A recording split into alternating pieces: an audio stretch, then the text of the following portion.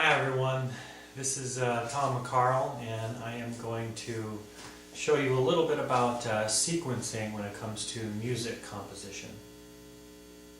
So welcome to part of my studio, and one of the things that you need for sequence recording is of course a sequencer.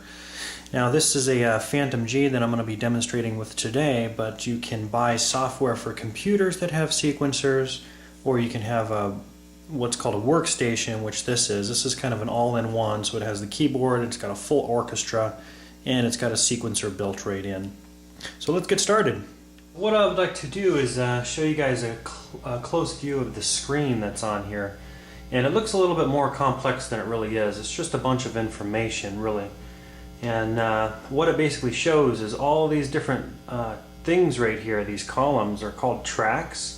And what it is just an instrument on each one of these. So I can have 16 different instruments playing all at the same time in an orchestra. And of course this machine is capable of hundreds of instruments all playing at the same time. But so for example, this is lighted as red right here. So I'm playing a stringed instrument right now. And if I play a couple of notes,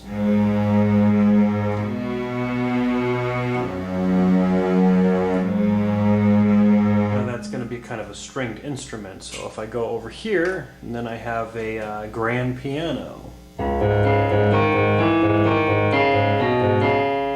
and so on and so forth. So each one of these different things, instruments can play at the same time. So what I'm going to do is I'm going to create a little rendition of an old, slightly older movie called the Terminator theme, and I'll put it together and just kind of show you guys how easy it is to get a couple of these things going. Okay, so what we have here is I basically went through and I picked out some sounds that sound kind of similar to the Terminator song. Now of course I listened to the Terminator 2 theme song, and I picked out a couple of parts that I'm going to be playing for you today. So this is going to be a simplified version of the Terminator 2 song, of course. But on track number 1 I picked a violin type of string sound.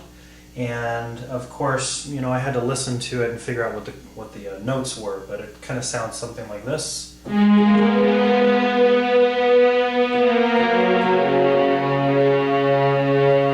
so that's what's going to be recorded on track number 1. So what I'm going to do is I'm going to go to my studio and I'm going to play just basically the bass drum background. So I'm going to play one note at a time so you can see how easy this is.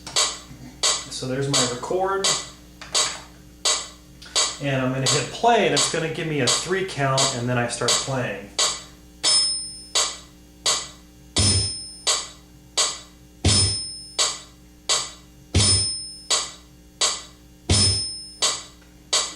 Okay, so all I did was I just did it right on the note, and I can even make little mistakes on here. And one of the really cool things is, one of the features of the sequencer is that it has what's called a quantize function.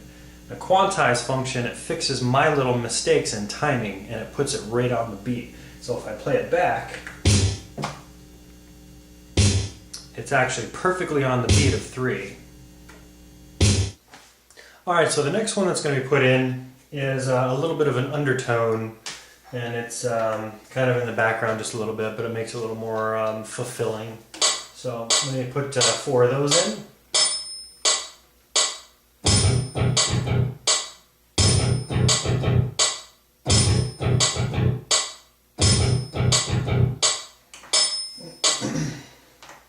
Alright, so that completes that just a little bit, and that's at least going to get me started on some of the things.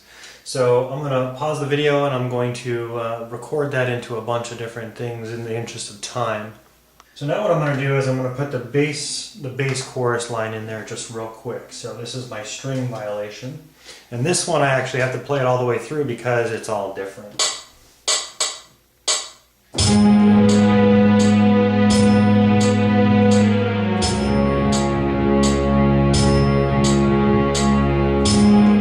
So what I did was I basically added a couple little things in there, like the bell sound from Terminator 2, and I finished up the ending just a tiny little bit.